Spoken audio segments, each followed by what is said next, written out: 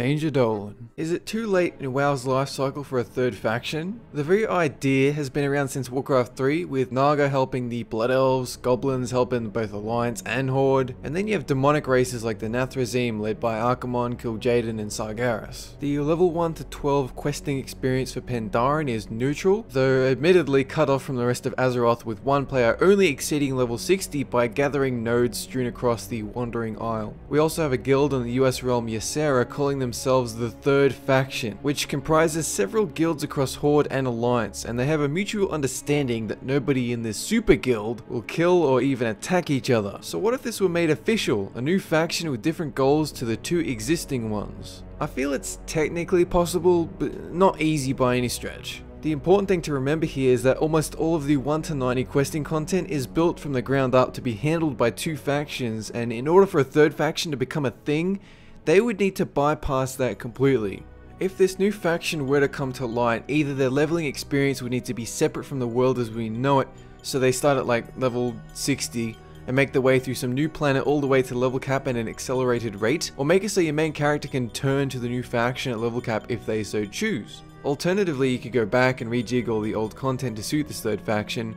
It really depends on how much time devs are willing to sink, though I imagine this just isn't feasible. But then, what does this really add to the game? It's a nice idea, but my primary concern is that, like with the Ysera guild, you wouldn't be able to play with your real ID and battle tag friends unless you're willing to jump through many hoops. It's already a problem in the game that if you change factions, you're likely going to end up removing everyone in your friends list because you can't do content with them. If a third faction ends up as Demonic, for example, or the Warcraft equivalent of Zerg, it means we're further going to isolate connections between players and people. I can see a neutral faction sitting in between them though, like a faction of mercenaries open to hire and work for either the Alliance or Horde. But like I mentioned before, does this add anything to the game? What problem is it solving? The 1 to 90 questing is fine, battlegrounds are built for 2, world PvP like Wintergrass would be broken forever, so much time would need to be sunk fitting this faction in with the other two. Is it even worth it? Well, it would be a decent way to introduce a series of new races that might have a hard time fitting in with the Alliance and Horde. So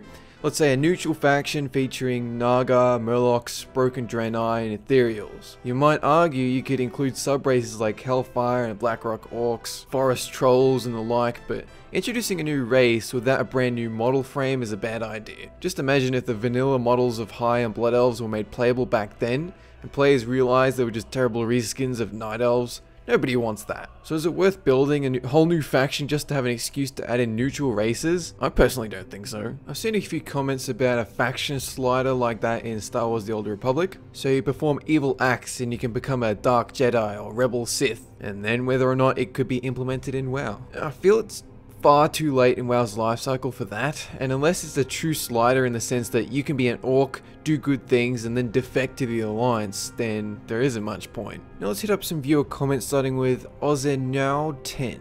I would not like to see a third playable faction. I believe it's too late for that. First of all, you'd need like 5 new races with backstory, new starting zones and all that stuff. And second, just think how weird a battleground would look. You would need to remodel every battleground to add a new base, 3-round SOTA, no thank you, 3-way capture the flag, just what? I could continue like this, but I'm going to finish by stating that denying battlegrounds to a third faction would be unfair and mildly dumb. Alright, so if you did go with the sub-race idea, it's not beyond the realm of possibility that you could use existing environments like Hellfire Peninsula as their starting zone, but then you're straying dangerously close to rehash, and not to mention you have to rebuild the zone into its own phase or inside a scenario. So long as you have 1 or 2 new races in the spotlight when you introduce this third faction, I feel like supplemental sub-races would actually get accepted by the player base. If there were to be a neutral faction, I'd imagine it would use some existing races like Goblin and Pandaren in their ranks, or assuming it is a max level only faction, all races but with a different allegiance. As for battlegrounds, arenas and world PvP, naturally there wouldn't be a complete overhaul. There is a simple solution. Not for all of it, just for some of it. You have one-on-one random factions, so Horde versus Neutral in Arathai Basin, Neutral versus Alliance in Alteraga Valley. Now, of course, it makes no sense if Neutral are defending Horde outposts, granted, but as mentioned before, you can treat them like mercenaries for hire. Arenas, that's simple. Teams comprised of Horde or Neutral, Alliance and Neutral battling each other, right? It's a world PvP that gets dicey. Just like the Sensor of Eternal Agony on the Timeless Isle, if you have more hostile targets running around than friendly, nobody will know who to attack first. Wintergrasp and Tolbrad, completely broken. Which faction is neutral supposed to help, and what benefit do they receive? Pandaria didn't actually introduce a new PvP zone, so perhaps Blizzard is preparing for the possibility. Who knows? Now here's a comment from Cobra Coyote. While I feel it could work to have at least one more neutral race that allows the player to be either Alliance or Horde, the idea of a neutral faction is a terrible idea. There isn't enough real estate, whether it be land or lore, for there to be a new faction on par with Alliance or Horde. As for unlockable races, it will never happen. Blizz made it so that you can play as any race right away in MoP, and it makes a prerequisite race moot. Why unlock a Murloc when I can be an Orc right away? You know what, I suppose there is a grain of truth to this. Unlockable races have not been released before, and we don't know how players would respond. If you take Death Knights into account though, I'd say the idea of a class locked behind a level 55 grind worked out fine. And this was before Cataclysm redid all the low level questing content. Considering how many options we have for race choices, I personally feel like people will readily accept some unlockable ones. Just like in the original Smash Brothers, where it wasn't necessary to unlock the new characters, but they were a nice little bonus for the more dedicated players. More of a cosmetic thing, and it encourages the new or casual players to strive for level count. In saying that though, are we talking about a race unlockable but just by reaching a certain level, or through something like Warlock Green Fire? I'd hope future hero classes would be unlockable through Green Fire type things, but not races. And if most of the player base already has at least one level cap toon, while new races appeal mostly to new players, why even do it? If you make the new faction and new race is only unlockable by reaching a certain level threshold, is there some benefit for doing so? If the faction starts at a high level like DK's, isn't that less of a neutral faction and more of a hero faction? Not only do you have to build 60 to 90 quest hubs for this new faction, but you also have to base all future expansions around a third more content just so they don't feel abandoned. And in response to what Cobra says about there not being enough real estate, I imagine the neutral side would share it with the Horde and Alliance, like moochers showing up at your place, drinking all your milk, spending the night and vanishing the next day. There's your new faction, moochers, full of ninja looters, trade chat trolls, griefers, gankers, and forum crybabies. Now a comment from Precaceptica.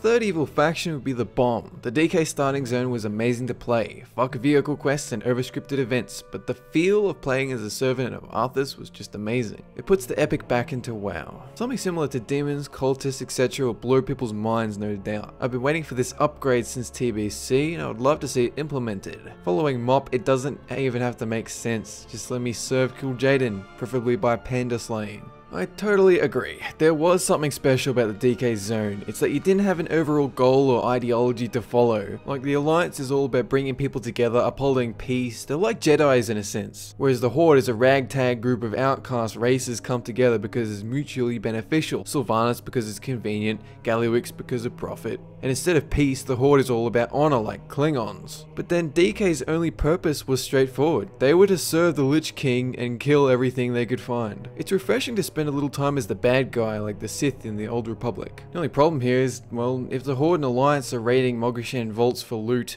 what are demons and cultists doing there? If their sole purpose is death and destruction, why are they helping the forces of Azeroth vanquish dungeon bosses? Do demons care about loot? And then if you try to cater content to demons like attacks on a leveling zone or major city, how much work would need to go into that in addition to our usual content? See, this is where I'm concerned. I love the idea of a demonic race, but how do they fit in gameplay wise? How do they PvP in battlegrounds built for Alliance versus Horde? Just like all these ideas, they're nice on paper, right?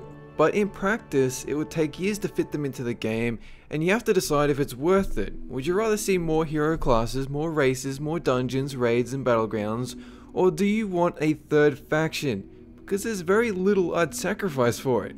Well, I'd sacrifice daily quests, but that's a given. And now here is one final comment from Chris Beastie. I'm only including this because I thoroughly enjoyed reading it. Third faction will be Murlocs, Kobolds, Arakoa, and Gnolls. All races in this faction can only choose out of 3 classes which are all exclusive to the faction. Douche Knights, Demon Hunter, Necromancer, and Fruit Vendors. That's 4 classes. The leader of the Gnolls is a Hogger who has become a Douche Knight and is also the main leader. The Murloc leader is Rugragul, who is a Demon Hunter. The Kobold leader is Goldtooth, who is a Necromancer. The Arakoa leader is a Fruit Vendor named Appleberry Smith Dog. You know what?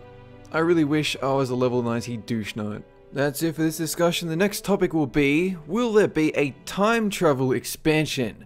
There are some massive spoilers at the end of the Vision of Time questline on the Timeless Isle involving Soridormi, and it does hint at a possible future time travel expansion. So would you like to see like a Caverns of Time themed one? Do you want to go questing in Old Kalimdor before the events of Warcraft 1 or 2? And it might work in the sense that, just like Cataclysm, it'll invoke nostalgia. And might we see the battle between Illidan and Arthas at the foot of Icecrown Citadel? I want to hear your thoughts in the comments section below. Have a good one.